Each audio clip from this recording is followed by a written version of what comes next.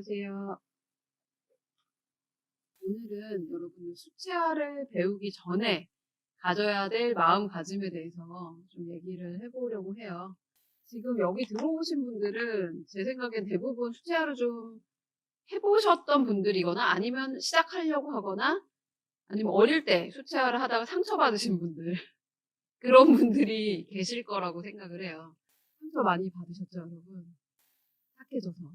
그런데 그 상처를 어떻게 극복해 나갈 것인가에 대한 이야기들을 좀 나눠보려고 합니다. 일단은 수채화를 하게 되면 여러분들이 그림이 좀 탁해지고 종이가 뚫릴지도 모른다는 두려움을 갖고 계시더라고요. 한마디로 칙칙해진다. 내가 수채화하면 칙칙해질 것이다 라고 하는 그런 두려움이 있으신 것 같아요. 그래서 뭔가 색칠을 하면서 다 망쳐버리는 그런 느낌. 그런 느낌이 있을 거라고 생각을 합니다. 저도 예전에 그랬던 것 같아요. 종이가 뚫리거나 아니면, 그쵸. 태영님 말씀대로 때가 나오거나, 종이랑 물감을 사놓고 스케치도 열심히 했는데, 색칠하면 이제 실패해 버린다고 생각을 한 나머지 아예 자기랑 수채화가 맞지 않다고 좀 생각을 하시는 분들이 많은 것 같아요. 그래서 여러분들 수채화 하시기 전에 이 정도로 생각을 하고 한번 수차를 도전하자라는 그런 유의사항이랄까요? 그런 거를 좀 이야기를 드리려고 합니다. 그래서 일단은 첫 번째는 아직은 잘 그리지 못한다는 부분에 대해서 스스로 좀 인정을 할 필요가 있습니다, 여러분. 이게 좀 팩폭 같긴 한데, 수채화 물감이 되게 예쁘고 색이 예쁘고 뭔가 투명할 것 같고 하지만 사실은 배워보지 않고 하기 때문에 여러분들이 당연히 잘 못할 거라는 생각을 좀 베이스에 깔고 시작을 하셨으면 좋겠어요. 수채하실 때. 사실 여러분들이 그림을 잘 그리는 게 좀 쉽지는 않아요. 그러니까 어떻게 보면은 여러분들이 수채화 쓱쓱 그리니까 아무래도 좀 쉽지 않을까? 이런 생각을 많이 갖고 계시는데 사실은 쉽지 않은 것 같아요. 어떻게 보면은 수채화 그림 잘 그리시는 분들 있잖아요. 그런 분들은 실패 경험이 많은 분들이실 거예요. 우리는 또 그 사람의 어떤 결과만을 보고 저 사람 그림 잘 그린다. 막 이런 식으로 좀 생각을 해서 재능이 있다. 이렇게 그냥 생각을 해버리시고 마는데 사실은 부단한 연습을 통해서 그분들도 잘 그리게 되신 거니까 여러분들 또, 원래 저 사람은 재능이 타고나지 않았냐. 나는 재능이 없기 때문에 나는 저렇게 그리지 못한다. 뭐 이렇게 생각하시는 분들 많은데 제가 지난번에도 말씀드렸지만 그 성질에 대해서 잘 파악을 하고 또 연습량을 많이 쌓아 나가셔야 그림을 잘 그릴 수 있게 되지 않겠습니까? 그래서 후천적인 노력으로 조금 이제 연습을 하시다 보면 점점 잘 그리게 되세요. 쉽게 좌절하시는 분들 제가 많이 뵀거든요. 여러분들 연습량 많이 해보시고 물이 어떻게 움직이는지도 좀 관찰하시고 그렇게 차근차근 천천히 수화를 배워 나가셨으면 좋겠습니다. 두 번째, 재료의 성질을 한번 파악을 해보시면 좋을 것 같아요. 재료의 성질에 대한 거는 정말 끝도 없이 제가 말씀을 드릴 수가 있는데 재료 성질 같은 경우는 여러분들이 지금 저희가 수채화를 할 때 쓰는 재료가 뭐뭐가 있냐면요. 수채화 물감, 그 다음에 붓, 물. 한 4가지 정도 될 것 같아요. 이 4가지를 주 재료로 삼고 있는데 4가지의 재료가 너는 누구냐 하는 마음을 좀 가지셔야 될 것 같아요. 그 재료를 어떻게 파악을 하느냐에 따라서 여러분들 그림이 달라지게 되고 또 자기만의 그림이 되거나 이렇게 되는 거거든요. 그래서 그 재료 성질을 좀 파악해 보셨으면 좋겠습니다. 일단은 여러분들 그림 배우시면 재료의 성질을 파악하려고 하시기보다도 어떻게 그리는 건지 그 테크닉 위주로 배워보려고 하시는 분들이 많아요. 그림에 잘 그리는 방법이 있다고 생각하시는 분들도 많고요. 공식이 있다고 생각하시는 분들도 많이 있습니다. 그런데 사실은 그 공식이라는 거는 없어요. 실제로는 공식이 없습니다. 왜 그림의 정답이 어딨냐라고 말씀하시는 분들도 많이 있잖아요. 그래서 굳이 공식이 있는 건 아니에요. 그래서 내가 어떤 공식을 만들어낼 수도 있겠죠. 그런데 뭐 저희 화실에서든지 뭐 다른 화실에서든지 가르쳐 드리는 거는 얼마만큼 내가 더 효율적으로, 더 빠른 시간에 효율적으로 그릴 수 있는지에 대한 방법적인 측면들을 알려드리는 거거든요. 그 공식이 있다기보다도 효율적인 방법들이 있다라고 생각을 하시면 좋겠어요. 사실은 진짜 방법이 있다기보다도 그 방법들을 재료의 성질을 통해서 파악을 해보시면 더 좋을 것 같습니다. 일단 뭐 지난 시간에 얘기했던 바와 같이 물 같은 경우에는 흐르는 성질이 있다. 그다음에 물감 같은 경우에는 물과 물감을 섞었을 때 발리는, 종이에 발리는 어떤 느낌. 그다음에 붓 같은 경우에는 붓이 뭐 되게 탱탱한 붓도 있겠고 또 좀 부드러운 붓도 있겠고 여러 가지 붓이 있잖아요. 그런 붓의 성질도 파악을 해보시고 붓을 눌렀을 때, 그다음에 붓을 세웠을 때 나오는 그 선이라든지 면의 느낌이 다 다를 거예요. 내 붓 안에 들어있는 물의 양에 따라서 어떻게 그림이 나오는지 이런 거에 대해서도 여러분들이 좀 파악을 해보시면 좋을 것 같습니다. 그 재료 성질 파악하는 게 사람마다 다 달라요. 그래서 그게 뭔가 자기만의 기법으로 또 그게 발전이 되거든요. 발전이 되다 보니까 이렇게 자기만의 그림이, 그 재료 성질만 가지고도 본인이 자기만의 그림으로 발전을 시켜 나가실 수가 있는 거죠. 어떻게 하면 맑게 나오는지, 또 어떻게 하면은 탁하게 나오는지 이런 것들을 실험을 통해서 여러분들이, 그러니까 나는 이렇게 했더니 탁해져요 라고 하시는 거는 항상 똑같은 방법을 사용해 가지고 이제 그리시는 거거든요.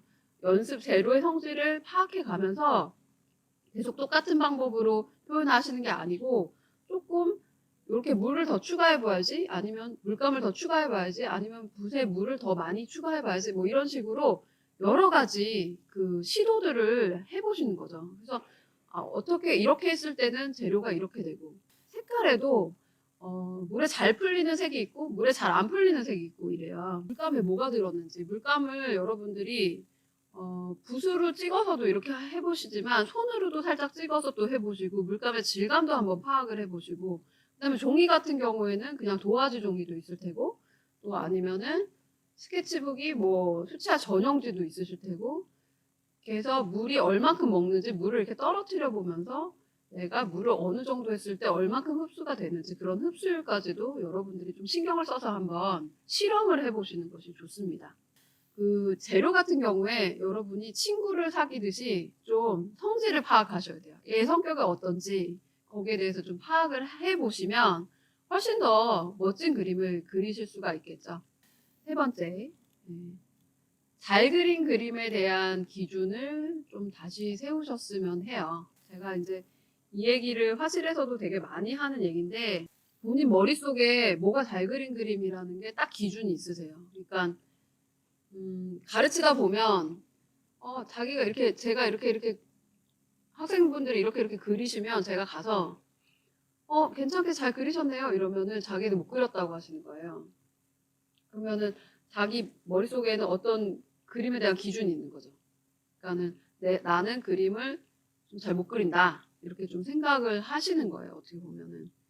그래서 이제 자기 기준에 차지 않으시면은 그림을 금방 그만두시거나 좀 재미가 없다고 생각을 하시게 되거든요. 그래서 여러분들이 그렇게 기준이 본인만의 기준이 있다 보니까 장시간 동안 이제 연습을 하거나 해도 본인 기준에 맞지 않으면 흥미를 금방 잃으시더라고요. 그 부분이 그림을 재밌게 배우시려고 한다면 그 기준을 조금 더 무너뜨리셔야 되는 것도 있을 것 같아요. 이런저런 그림들 되게 많이 찾아보시고 그것도 모사도 해보시고 하는데, 지난번에 어떤 분이 이제 질문을 하셨던 적 있어요. 뭐 내가 모사를 하면은 그럴듯하게 나오는데 그냥 내가 직접 그리려고 하면은 완전히 초등학생처럼 된다. 그렇게 말씀하셨던 분이 있거든요.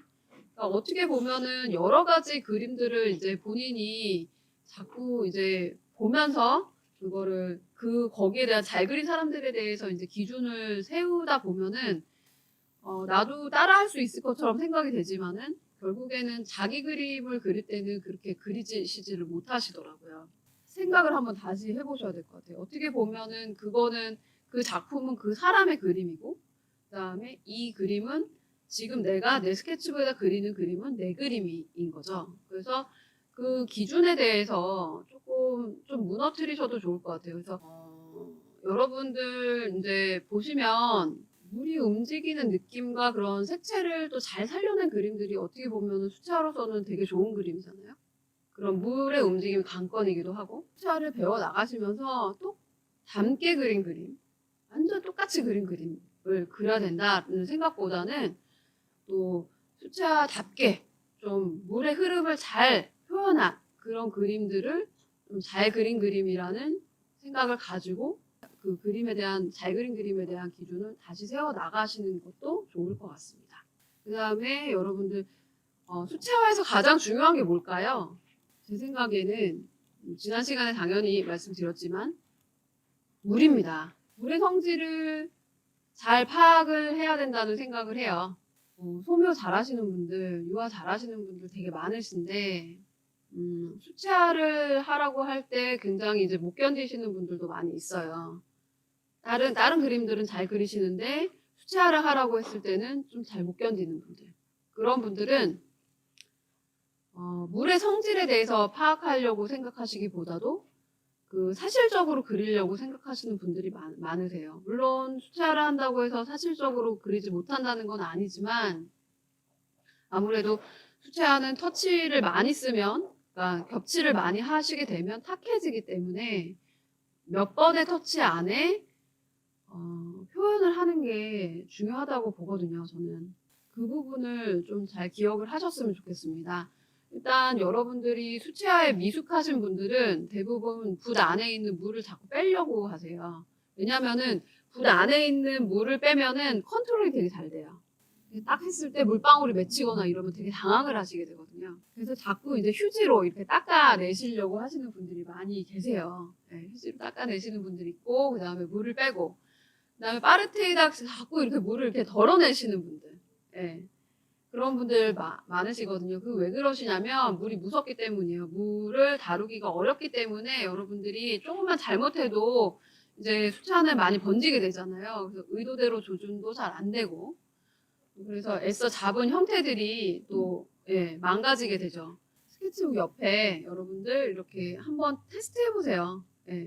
무서워가지고 좀 잘 못하시는 분들은 옆에다가 물을 이렇게 하셔가지고 테스트를 좀 해보시고 그렇게 하시면은 물의 성질을 또 금방 파악하실 수가 있어요.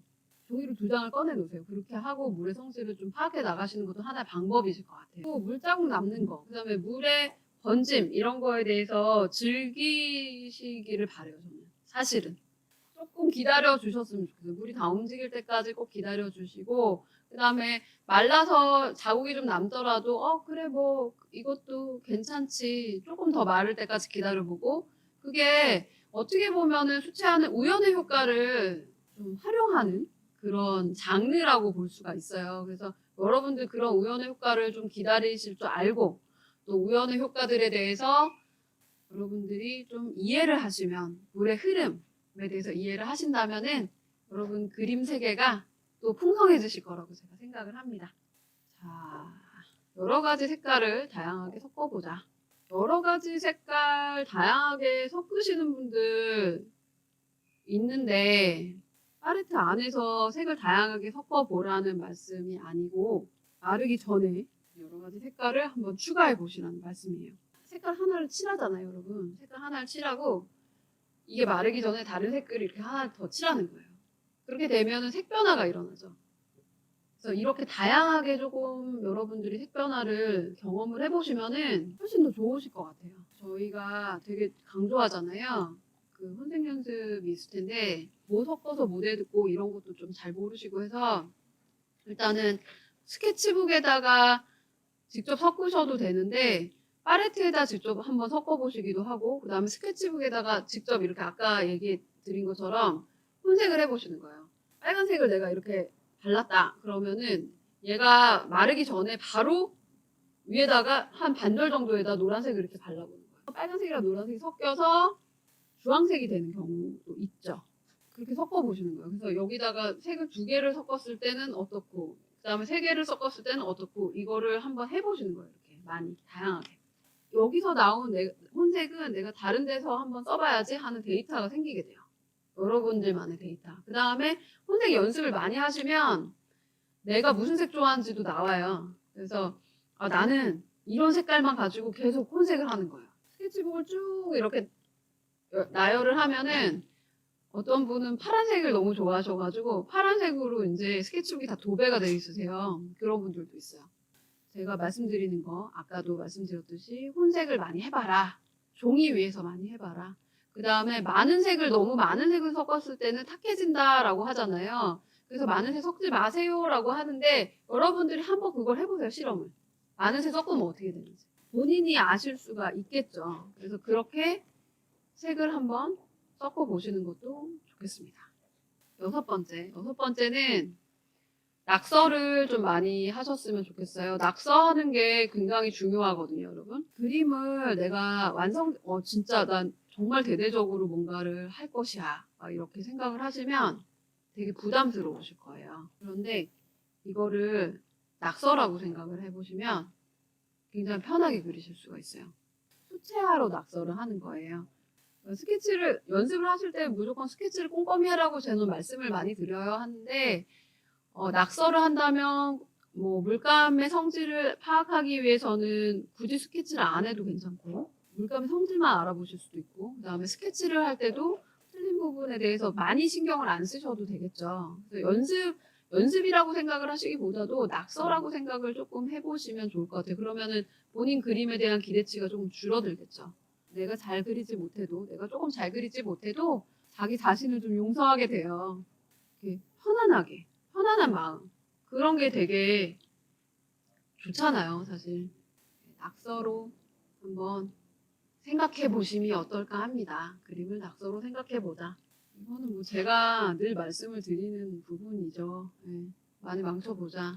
저도 그림을 망치기가 되게 두려워요, 여러분. 그림을 잘 그리고 싶은데 망쳐보라고 하니까 너무 조심조심 그리시다 보면 물에 대한 경험을 하실 수가 없어요. 망친 그림 한 장이 조심조심 그린 한 장보다 교훈이 훨씬 많아요. 여러분들 그 교훈을 삼아서 늘어가셔야 되거든요. 저도 그림이 잘 안 나올 때가 많이 있습니다, 여러분. 요번에 만약에 망쳤어요. 그러면 그 다음 장은 내가 이러한 교훈을 갖고서 그 다음 장 그리니까 그림 잘 그려야겠네요. 그럼 잘 그려봐야지. 이렇게 하시지 말고, 그 부분, 교훈을 받았던 거에 대한 거를 한번 적용해 보시는 거예요. 여기다가 이걸 내가 저번에 이렇게 했으니까 요번에는 이렇게 안 하고 따르게 해봐야지. 이렇게 하는 거죠. 그렇게 따르게 해봤을 때 꼭 잘 그리리란 보장은 없어요. 그게 한 번에 그렇게 갑자기 확 잘 되는 게 아니거든요. 요번에 요렇게 했으니까 다음번에 요렇게 해야지. 근데 요렇게 했는데 또 안 됐어요. 그럴 수 있어요. 또 안 되면 그럼 또 요렇게 해봐야지. 그럼 또 다음에 또 안 될 수 있어요. 근데 이거를 망쳐야겠다고 생각을 하면서 그렇게 실험을 하는 거랑 여러분들이 잘 그려야겠다고 하면서 그렇게 시도하는 거는 완전 천지 차이라는 거죠. 그러면 그럴수록 이제 채색을 하실 때 너무 깊이 생각을 하시게 돼요. 네. 생각의 깊이가 너무 깊어요. 생각을 많이 하시게 되면 수채화 같은 경우에는 말라버려요. 딱 덧칠을 했을 때 뭔가 색이 중첩되면서 탁해지게 되죠. 그러니까 그 다음에 당황하시죠. 그러니까 이게 되게 순차적으로 가요. 그러니까 이제 망치고 싶지 않다라고 하면은 생각을 많이 하게 돼요. 생각을 많이 하게 되면 물이 말라요. 물이 마르면은 붓자국이 남아요. 그러면은 결국에는 스케치북 덮어버리시게 되죠. 싫어지게 되고. 그러니까 그냥 망치자, 재밌게 하자, 약간 이런 느낌을 가지고 편안하게 하셔야 되죠. 그러니까 뭐 막상 하려고 하면 사실 여러분들이 잘 안 되세요. 그러니까 제가 망쳐봐라 하는 게 여러 가지 시도를 해도 계속 망칠 수도 있어요. 근데 그 한 번 한 번의 시도들이 좀 가벼워야 된다는 거예요. 네. 마지막 즐겁게 그리자. 네. 이거 되게 피상적인 얘기잖아요, 여러분. 어떻게 즐기냐 이러시잖아요. 왜냐면은 이게 잘해야지 즐길 수 있다라는. 네. 사실 계속 못하면 재미없어요. 저도 압니다. 네. 제가 그 부분을 되게 많이 말씀드려요. 이상하게 된다. 내가 의도한 대로 되지 않는다. 라는 부분을 즐기셨으면 좋겠어요. 왜냐면은 수채화는 우연의 그림이에요. 우연의 그림이니까 나도 그리지만 물도 그립니다. 물도 그림을 그리는 거예요. 즐겁게 그리라는 거는 여러분들 사실은 열심히 그리라는 거랑은 좀 다른 얘기예요. 여러분들 그림 되게 열심히 그리시는 분들 많아요. 근데 열심히 한다고 잘 하시는 건 아니거든요. 당연히 열심히 하시면 잘 하시죠. 하지만 즐겁게 그리시는 분들은 그거보다 한 효과가 훨씬 더 좋아요. 열심히 하시는 분들보다. 열심히 하면 뭔가 기술을 익히기에는 좋으시겠지만 성질을 익히기에는 어떻게 보면은 좀 다른 느낌이에요. 이론을 습득하는 게 아니고 여러분들 감각을 습득하셨으면 좋겠다라는 생각이 들어요. 여러 번 그려야 되고 뭐 계속 그려야 되죠. 오늘도 그리고 뭐 며칠 후에도 그리고 뭐 취미로 하신다고 해도 스케치북을 자주 꺼내서 이렇게 그려보시는 게 훨씬 더 잘 그리게 되는 지름길인데 즐기시지 못한다면은 자꾸 그릴 이유가 없어지죠. 지금 잘 못 그리신다고 해도 좌절하시는 것보다는 즐길 줄 아는 여유를 가지셨으면 합니다. 그래서 그림을 그리기 위해서 사실 화판을 펼치고 물을 떠다 놓고 팔레트를 열고 하는 그 과정까지도 그림이라고 생각을 하셨으면 좋겠어요. 그림을 그린다, 그림을 그리는 시간이다 라고 생각을 하셨으면 좋겠습니다. 그거는 말하자면 그림을 그릴 수 있다는 것 자체가 여러분들이 여유를 가질 수 있다는 뜻이기도 하잖아요. 만약에 그림을 시작을 했다면 여유 있게 또 다른 일들 잊으시고 즐겁게 그리셨으면 좋겠습니다. 수채화 배우시기 전에, 수채화를 그리기 전에 가져야 될 마음가짐에 대해서 제가 짤막하게나마 여러분들께 말씀을 드려봤어요. 그러면 네, 안녕히 계시고요. 다음 시간에 발색표 만들기로 또 찾아뵙도록 하겠습니다. 감사합니다.